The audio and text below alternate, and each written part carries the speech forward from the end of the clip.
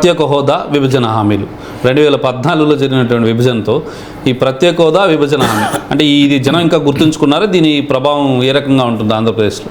ఇప్పుడు ప్రత్యేక హోదా విభజన హామీల కొరకు పోరాడింది ఎవరు కనుక ఎవరికి ఉంటాయని, ప్రత్యేక హోదా విభజన హామీలు అమలు కానందుకు ఎవరిని శిక్షించాలి? ఈ ప్రశ్నకు ఆన్సర్ లేదు ఆంధ్రప్రదేశ్లో. ఎందుకంటే ప్రత్యేక హోదా ఇవ్వండి బీజేపీ కాడ ఓటింగే లేదు. ఏమైనా రేపు బీజేపీ టీడీపీ కలిస్తే బీజేపీ పైన ఉన్న వ్యతిరేకత కూటమి పైన రిఫ్లెక్ట్ అవుతుందో చూడాలి. దాన్ని ఎక్స్ప్లాయిట్ చేయగలిగే రైవల్ ఉండాలి. ఎప్పుడు కూడా గోపరాజు ఏమవుతుందంటే ఒక అభిప్రాయం ఉండడం వేరు, దానికి ఒక పొలిటికల్ స్ట్రైకింగ్ ఫోర్స్ తేవడం వేరు. ఎందుకంటే ప్రజల్లో ఉండే అభిప్రాయాలన్నీ రాజకీయ పరిణామాలుగా దారితీయవు. అది పొలిటికల్ ఎక్స్ప్రెషన్ ఉండాలి ఒక అంశానికి. ఉదాహరణకు తెలంగాణ భావన ఉంది. తెలంగాణ భావన 2014 ఎన్నికల్లో ఉందా? 2009లో ఉంది, 2004 ఉంది, 99 ఉంది, 94 ఉంది, 89 ఉంది. మరి తెలంగాణ భావన ఎప్పుడైనా ఉన్నా మరి 2014లోనే అది టీఆర్ఎస్ విజయానికి ఎందుకు దోహదం చేసింది? రాష్ట్రం విభజన కావడం లేదు. అంతకు ముందు కూడా కొంత ప్రభావం చూపింది. మీకు 2004 నుంచి ప్రభావం చూపడం మొదలుపెట్టేది.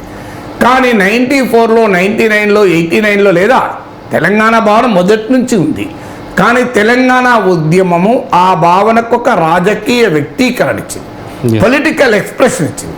సో ఇప్పుడు హిందుత్వ అనే భావన లేదా, ఆ హిందూ మెజారిటీ రిలీజియస్ ఫీలింగ్స్ లేవా? ఉంటాయి. కానీ అది ఒక పొలిటికల్ ఎక్స్ప్రెషన్ ఇవ్వడం అనేది భారతీయ జనతా పార్టీ రామమందిర ఉద్యమంతో మొదలైంది. అందువల్ల మీకు ఎక్కడైనా కూడా ఒక భావన ఉండడం వేరు, దానికి ఒక పొలిటికల్ ఎక్స్ప్రెషన్ రావడం వేరు. మీకు ఆంధ్రప్రదేశ్కి వచ్చేవరకు ఏంటంటే ప్రత్యేక హోదా విభజన హామీలు అనే అంశానికి పొలిటికల్ ఎక్స్ప్రెషన్ లేదు. ఆ ప్రయత్నం వైసీపీ చేయలేదు, టీడీపీ చేయలేదు. రెండు పార్టీలు కూడా ఆ ప్రత్యేక హోదా ఇవ్వని, విభజన హామీలు అమలు చేయని బీజేపీతోనే కలిసాయి ఢిల్లీలో. జనసేన అయితే బీజేపీతో పొత్తులు ఉన్నారు. ఇక ఎవరు దీనికి పొలిటికల్ ఎక్స్ప్రెషన్ ఇచ్చే అంత బలం కాంగ్రెస్కు లేదు, కమ్యూనిస్టులకు లేదు. సో వాళ్ళు ఇప్పుడు కొన్ని మాట్లాడినా వాళ్ళకు క్షేత్రస్థాయిలో బలం లేనప్పుడు దాన్ని మాట్లాడడం వల్ల ప్రయోజనం ఉండదు. ఇప్పుడు వైఎస్ షర్మిల ఇప్పుడు వచ్చి ప్రత్యేక హోదా పైన పోరాటాలు, ధర్నాలు, అరెస్టులు ఉన్నారు.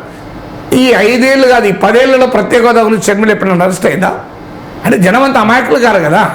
నువ్వు 2024 ఎన్నికలకు సడన్గా కాంగ్రెస్ పార్టీ అధ్యక్షురాలై ప్రత్యేక హోదాపై నేను విరోచిత ఆంధ్రాలోనే లేదు అప్పుడు పట్టించుకుని వైఎస్ఆర్ తెలంగాణ పార్టీ తెలంగాణలో తిరుగుతూ వచ్చింది కదా. అందువల్ల ఏ రకంగా ప్రత్యేక హోదా అనేది పొలిటికల్ ఎక్స్ప్రెషన్ ఇవ్వడం లేదు కదా.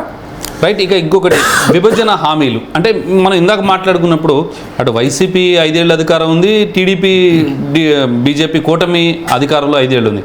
కానీ ఈ 5 ఏళ్లలో వాళ్ళు అడగలేదు, వీళ్ళు అడగలేదు విభజన హామీలు కానీ ప్రత్యేక హోదా కానీ. 25 ఎంపీలు కలిసి బీజేపీకి మద్దతు ఇచ్చారు కదా మొత్తం కాదు. సో అందువల్ల పొలిటికల్ అంటే ఎప్పుడు కూడా ఒక అంశము రాజకీయ వ్యక్తీకరణ రావాలి అంటే పొలిటికల్ కంటెస్టేషన్ ఉండాలి. అంటే దానిపైన రెండు రాజకీయ పార్టీల మధ్య ఒక డిస్కోర్స్ నడవాలి. ప్రత్యేక హోదా పైన 2014-19 మధ్యన కొంత నడిచింది పొలిటికల్ డిస్కోర్స్. కానీ 2019 తర్వాత no political discourse at all కదా. అసలు పొలిటికల్ కంటెస్టేషన్ లేదు కదా. ప్రత్యేక హోదా అనేది రెండు బలమైన రాజకీయ పార్టీల మధ్య వాద ప్రతివాద అంశంగానే లేదు.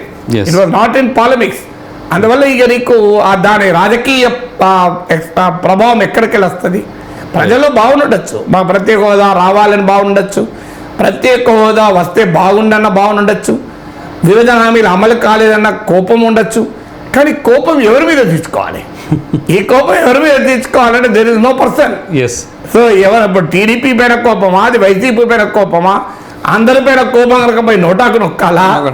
సో అందువల్ల ఆంధ్రప్రదేశ్ రాజకీయాల్లో పోటీ పడుతున్న రెండు పార్టీలు ఈ విషయంలో ఒకే రకంగా వ్యవహరించాయి కనుక ఆ రెండిట్లో ఎవరిని శిక్షించాలి, ఎవరికి లాభం చేయాలనే ప్రశ్న ఉత్పన్నం కానప్పుడు అది ఇష్యూ కాదు.